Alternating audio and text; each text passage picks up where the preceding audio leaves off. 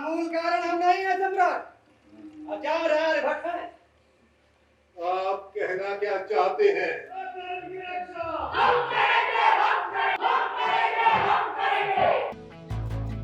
आज भले ही हमारे पास मनोरंजन के कई साधन हैं, लेकिन एक समय ऐसा भी था जब लोगों के पास मनोरंजन के लिए केवल रंगमंच ही एक साधन था। आज भी रंगमंच समाज में अपनी बात सही तरीके से पहुंचाने का सशक्त माध्यम है। रंगमंच के इसी महत्व को देखते हुए 27 मार्च का दिन पूरी दुनिया में वर्ल्ड थिएटर डे यानी विश्व रंगमंच दिवस के रूप में मनाया जाता है।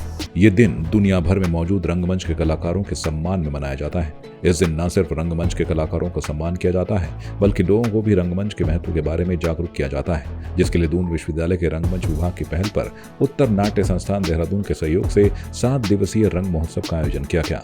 7 दिवसीय रंग महोत्सव के अंतिम दिन अन्वेषक नाटक प्रस्तुत किया गया। 7 दिवसीय रंग महोत्सव के अंतिम दिन के कार्यक्रम में गीता शोध संस्थान एवं रासलीला अकादमी वृंदावन के निदेशक दिनेश खन्ना मुख्य अतिथि के रूप में मौजूद रहे। इस मौके पर दिनेश खन्ना, विश्वविद्यालय के कुलपति प्रोफेसर सुरेखा डंगवाल, परिषद के अध्यक्ष SP ममगाई, सचिव रोशन धसमाना ने दीप प्रज्वलित कर कार्यक्रम का शुभारंभ किया। ये आज जो नाटक है वो नाट्य समारोह का अंतिम दिवस है और उसका समापन समारोह पर होने वाला ये एक हिंदी नाटक है, अन्वेषक, और बड़ा प्रसिद्ध नाटक है। डॉक्टर प्रताप सहगल दिल्ली के बड़े रिनाउंड लेखक हैं, उन्होंने ये लिखा है। NSD के लोगों ने कई बार इसे किया है और दून विश्वविद्यालय के रंगमंच विभाग द्वारा आज ये समापन अवसर पर किया जा रहा है। इससे पहले मैं इस आयोजन की पृष्ठभूमि पर थोड़ा सा आपसे बात करना चाहूँगा। देहरादून में उत्तर नाट्य संस्था के तत्वावधान में और उसके साथ मिलकर के दून विश्वविद्यालय के रंगमंच विभाग ने मिलकर के 27 मार्च से और 2 अप्रैल तक आज तक ये आयोजन किया, जिसमें 7 नाटक हमने किए। जिसमें पहला हमने नाटक किया संभव मंच परिवार से, जिनका फट जा पंचधार और रहोगी तुम वही 2 उन्होंने शॉर्ट प्ले उस दिन किए। दूसरे दिन हमने ताजमहल का टेंडर धादी नाट्य मंडल की ओर से किया। तीसरा मेरे ख्याल से सिंहासन खाली है, ये हमने कला मंच की ओर से किया।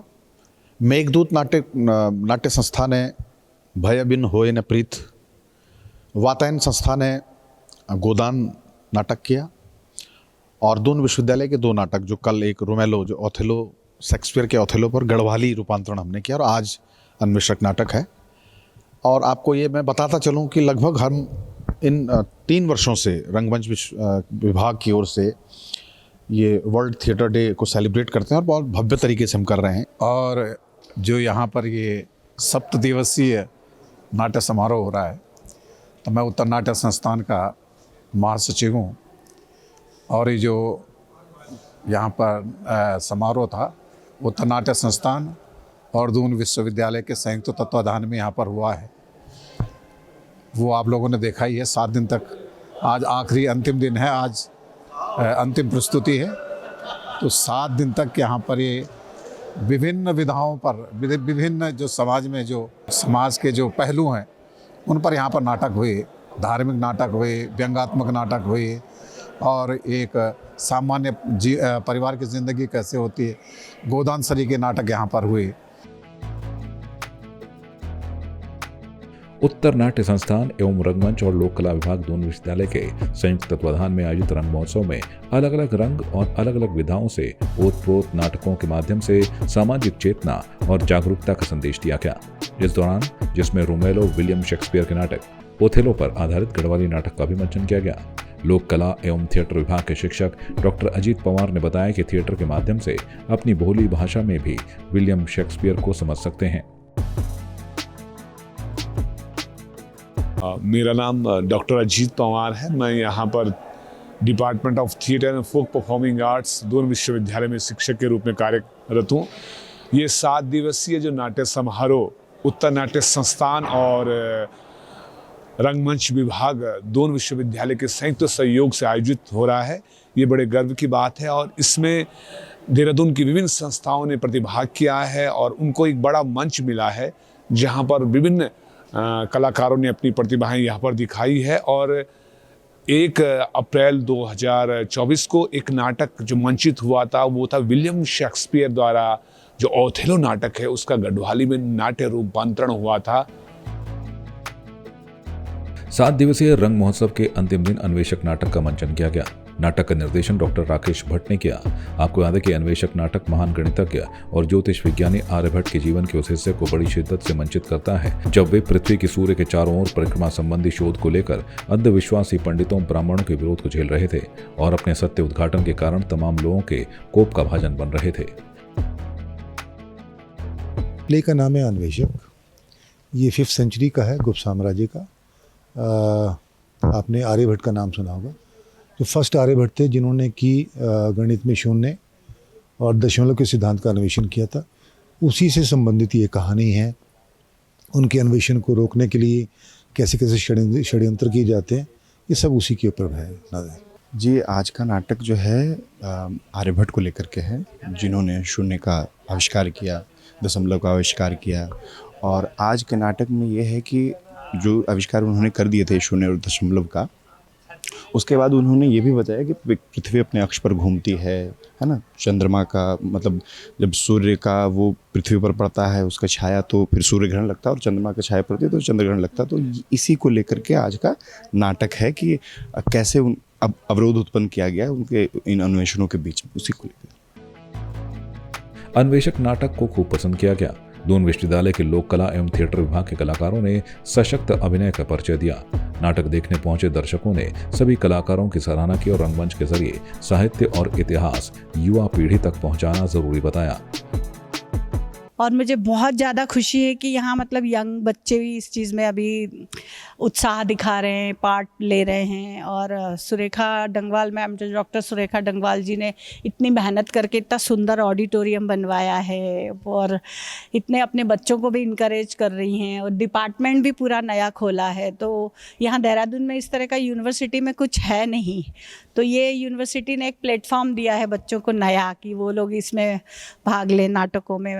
और नाटक कर यहाँ जो जितनी मेहनत ये लोग कर रहे हैं, हर डायरेक्टर, हर डायलॉग राइटर, जो कलरिंग है यहाँ का, स्टेज पे लाइटिंग है, टी.के. अग्रवाल जी कर रहे हैं, मतलब जो डायलॉग जिन्होंने लिखे हैं, जिन्होंने डायरेक्शन दिया है, जो बच्चे लड़के लड़कियां एक्टिंग कर रहे हैं, मतलब ऐसा लग ही नहीं रहा है कि वो लोग पहली बार कर रहे हैं। इतने मंजे हुए कलाकारों जैसा उनका हो रहा है पूरा एवरी डे का जो नाटक है। I am enjoying so much. और मैं इतने सारे लोगों को, मतलब कम से कम 500 लोगों को तो मैंने व्हाट्सएप किया होगा, 200-300 लोगों को फ़ोन किया होगा, और सबको बार बार याद भी दिलाती हूँ। और हर रोज़ कौन सा नाटक होने वाला वो वापस भेजती हूँ कि आज ये नाटक है, आओ करके। हिंदी हमारी मातृभाषा है, मैं उससे बहुत प्रभावित हूँ। आजकल जो है बहुत ज़्यादा इंग्लिश को तवज्जो देते हैं, पर मैं हिंदी जो ये नाटक है और ये अन्वेषक, अभी जो राकेश सहगल जी जो लेखक हैं, इनके ये विजेता भी रहे हैं, ये ऐसे ऐसे नाटक करके हमारी युवा पीढ़ी को जो है प्रोत्साहन दे रहे हैं, और ऐसे हमेशा होते रहने चाहिए। और ये मैं कह रही हूँ कि सीजनली नहीं होने चाहिए, हर महीने हर माह ऐसे प्रोग्राम होते रहने चाहिए, ताकि बच्चों को हमारी रूट्स पता चले, हमारी जड़ें पता चले कि इतने बड़े बड़े साहित्यकार हुए हैं और उन्होंने जो हमारे देश के लिए कितना सुंदर सुंदर लिखा है। तो ये बहुत बड़ी बात है अपने में। और आज की जनरेशन फिर दोबारा से शुरू हो रही है इन सब प्रोग्राम को देखने के लिए, और मैं देख रही हूँ कि अभी सभागार में कितनी भीड़ हो चुकी है, और मुझे बड़ी खुशी हुई है। विश्व रंगमंच दिवस को मनाने की शुरुआत करने वाले शीश डोभाल ने बताया कि साल 2001 से इसकी शुरुआत हुई। उन्हें कहा कि उत्तराखंड में थिएटर को बढ़ाने की जरूरत है। विश्व रंगमंच दिवस, तो ये हमारी शुरुआत हुई थी 2000 के बाद हुई थी, 2001 या वो मैंने ही इसकी शुरुआत मतलब सजेस्ट किया था कि मैं दिल्ली में जो भारत रंग महोत्सव 99 में शुरू हुआ था, उनके प्रोडक्शंस आपको मुफ्त में दिलवाऊंगा मैं, सिर्फ दिल्ली से यहाँ आने का खर्चा उनको दे देना, कोई फीस नहीं, कोई कुछ नहीं। तो उनमें कुछ विदेशी नाटक भी थे और कुछ मतलब देश के जो प्रतिष्ठित डायरेक्टर्स थे उनके थे। तो वो तब से ये परंपरा लगातार चल रही है। एक आध साल बीच में मिस हुआ है कोरोना की वजह से या अन्य किसी दिक्कत की वजह से, लेकिन लगातार करते रहे। भले ही 2 दिन का करें, 2 दिन में 4 नाटक कर लिए, तो अभी तो इन्होंने पूरा वीक ही किया है। तो ये हमारे जो ग्रुप्स हैं वो मिलके करते हैं, और उत्तर नाट्य संस्थान नाम की एक ऑर्गेनाइजेशन है जो कई ग्रुप से मिल के बना है, वो लोग मिलके करते हैं। और अभी तो इस साल तो दून यूनिवर्सिटी का कोलैबोरेशन था, तो उसमें वीसी मैम जो हैं उनका बहुत बड़ा कंट्रीब्यूशन रहा है। और यहाँ पे डॉक्टर अजीत पंवार हैं, डॉक्टर राकेश भट्ट हैं, उनका अपना एक कंट्रीब्यूशन रहा है। और ये 3 साल पहले ही शुरुआत हुई है इसकी। आगे बढ़ रहा है, आगे उतना नहीं बढ़ रहा है जितना हम सोच लेते हैं। ये देहरादून शहर है, देहरादून में तो आगे बढ़ रहा है, पूरे उत्तराखंड में कुछ जगहों में, कुछ शहरों में बढ़ रहा है ना।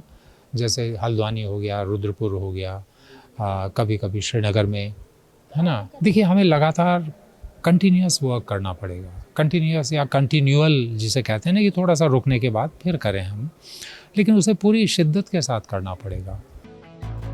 रंगमंच से जुड़ी प्रस्तुतियां इंसान को जीवन के ढेर सारे रंगों में भिगो कर निखार देती हैं। अगर किसी मंझे हुए निर्देशक के साथ छोटी सी भूमिका भी निभाने को मिले और उसे आप पूरी शिद्दत से मंचीय प्रस्तुति के साथ हर पक्ष को समझने, सीखने और आत्मसात करने के तौर पर लेती हैं, तो एक व्यक्ति के व्यक्तित्व में बड़ा निखार आता है। जी मैम, थिएटर तो मैं बहुत ज़रूरी समझता हूँ, और किसी को ये प्रोफेशन अपनाना हो ना अपनाना हो, उसको भी करना चाहिए, क्योंकि हम इसमें ना हर तरह की चीज़ें सीखते हैं। जैसे मैनेजमेंट, सबसे कम व्यवस्था में सबसे ज़्यादा प्रभाव कैसे डालें, क्योंकि हम रंगकर्मियों के पास तो आपको पता ही अभाव होता है पैसे का, हर चीज़ों का। तो आपको पर्सनैलिटी डेवलपमेंट भी करता है, बिजनेस भी सिखा देता है, मैनेजमेंट भी सिखा देता है, और साज सज्जा वगैरह, कॉस्ट्यूम, मेकअप, है ना, तरह तरह की चीज़ें, तमाम चीज़ें जो जीवन में हमें, मतलब नित्य जीवन में हमें ज़रूरत होती है, वो सब सिखाता है। इसलिए सबके लिए ज़रूरी है, कुछ समय के लिए सबको करना चाहिए। थिएटर हमारे लिए एज ए शिष्टाचार बहुत ज़रूरी है। अगर आप इस फील्ड में जाना चाहे या ना जाना चाहे, पर थिएटर करना बहुत ज़रूरी है। सबके लिए एक शिष्टाचार आ जाता है।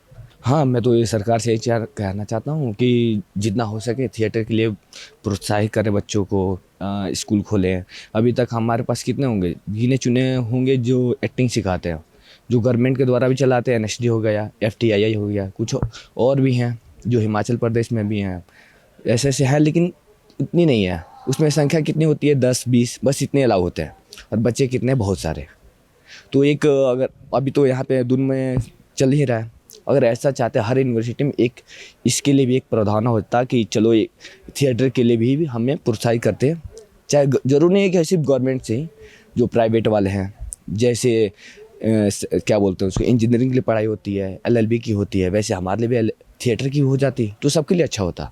और थिएटरों के माध्यम से हम अपनी संस्कृति को आगे बढ़ाते हैं। हमारी जो संस्कृति है, हम पहाड़ों से हैं, और पहाड़ की संस्कृति देखने में आ रहा है कि धीरे धीरे विलुप्त हो रही है, लेकिन अभी फिर देखने में आ रहा है कि लोग उसकी तरफ आकर्षित हो रहे हैं। युवा भी, जो जिनको पता ही नहीं था गढ़वाली क्या होती है, गढ़वाली गीत क्या होते हैं, वो भी उस तरफ आ रहे हैं मैम। तो ये थिएटर बहुत ज़रूरी है इसके लिए, संस्कृति को बचाने के लिए। देहरादून से संवाद 365 के लिए वीडियो जर्नलिस्ट प्रमोद कुमार के साथ दीक्षा गौतम की रिपोर्ट।